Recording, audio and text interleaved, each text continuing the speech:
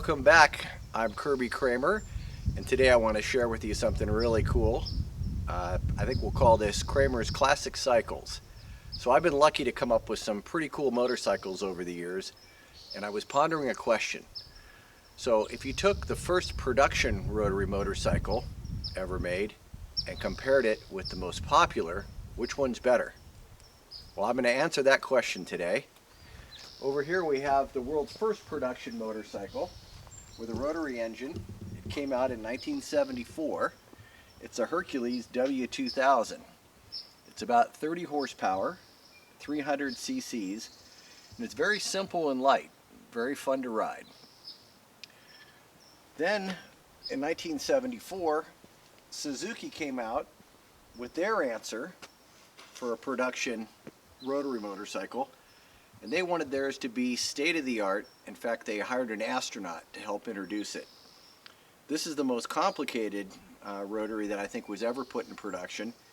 It had a lot of problems, but I'm happy to say both of them are running, and today we'll take a look at what makes them better and worse. So the Hercules W2000 is pretty neat.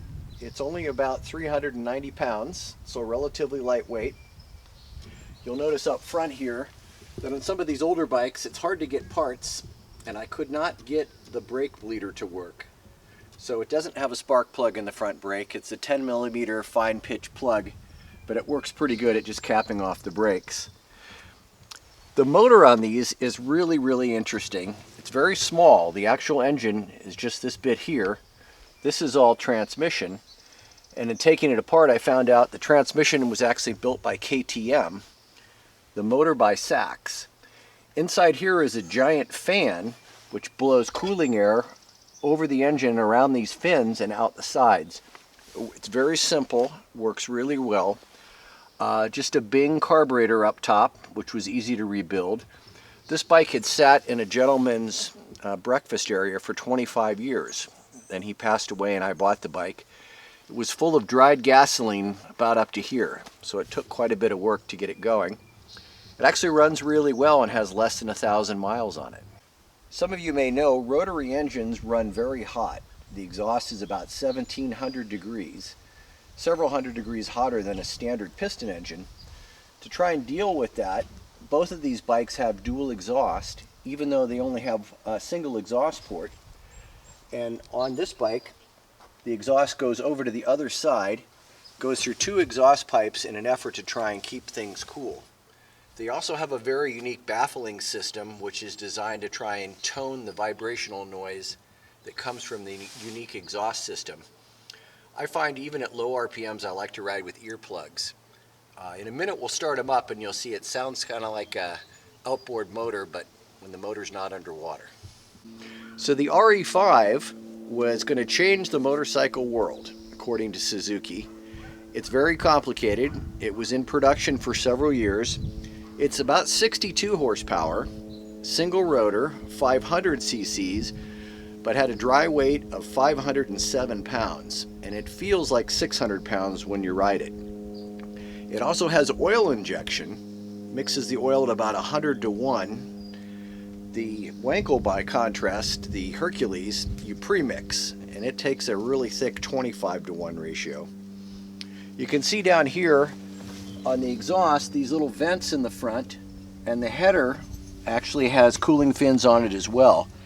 That was part of the idea of trying to keep the exhaust down to a reasonable temperature. Cool air actually can flow in the exhaust, and it's got dual walls, but you can see it still doesn't stop it from melting your shoe. One of the other features that makes this bike really hard to tune is the carburation system. It's a two-stage carburetor. The second stage is fed in by vacuum pressure, which makes it really difficult to tune. It's supposed to be set at 28 degrees. It took me quite a while to get it pretty close to correct. There are 5 throttle cables, one which works the oil injection pump. But this was a real headache for the mechanics of the day. You'll see when we ride it later, I've got it really close, but it's just not easy to work on. Because the Suzuki's water-cooled, it of course needs a radiator. Just like a car, it's got a radiator cap up front, underneath the gas cap, and a gigantic radiator in the front. It actually does run pretty cool. but it also has a fan that kicks on in case it starts to overheat. So this thing put out a lot of heat, and that was something that was really hard for Suzuki to manage. The ignition system was really interesting. It had two sets of points that actually operated a CDI system. One set of points was for acceleration, and the other was for deceleration. Later on, Suzuki had dealers remove the deceleration points to try and make the bike run a little smoother. And over here you can see just how big the radiator is and the auxiliary cooling fan, just like on your car. It does come with a kickstart, as does the Hercules. The Hercules I can kickstart quite easily. The Suzuki might as well not even have one, because I cannot kickstart it at all. So let's start them up and see what these rotaries sound like.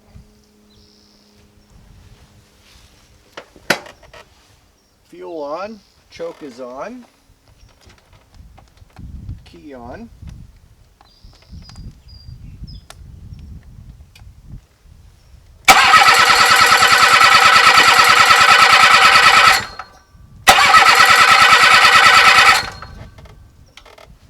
Full choke.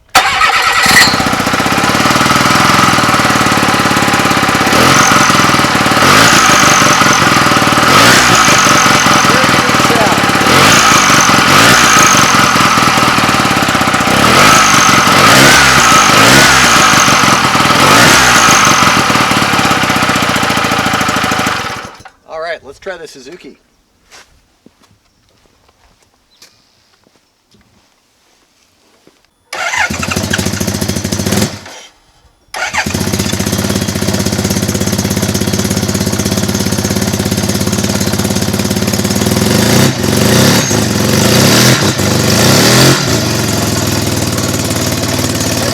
Much slower, much more deliberate. That is almost twice the rate.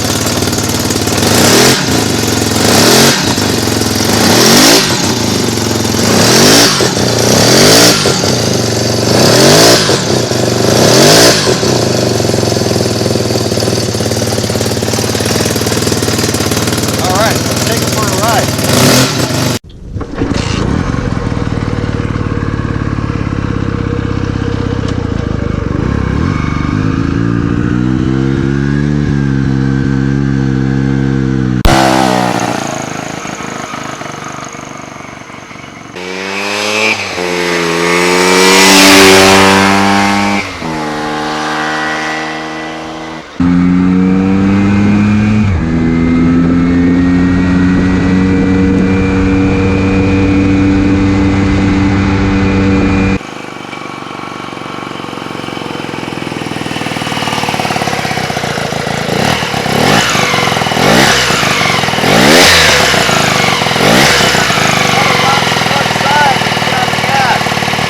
Kickstart the RE5,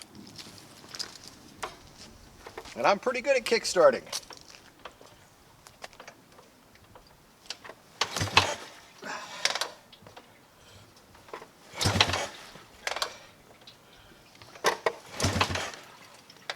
Last try. All right, let's try the magic button.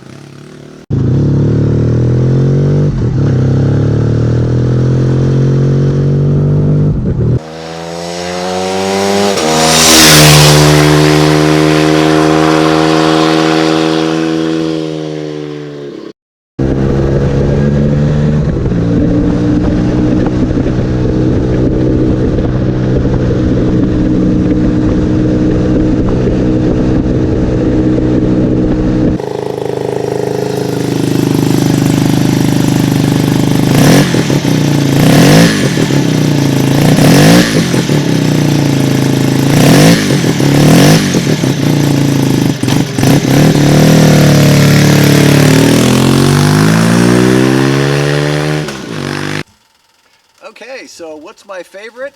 I have to say they both do different jobs. For a high-speed, long-distance cruiser, I like the RE5. But for pure fun and just getting out on the twisties and riding around, I have to say I like the Hercules better. So, as my friend Kermit Weeks would say, I recommend you go out and get one of each and have a good time. I really enjoyed sharing this with you guys, and if you enjoyed it too, please click like and please subscribe. I'll be doing some more cool videos in future. Kirby Kramer, see you later.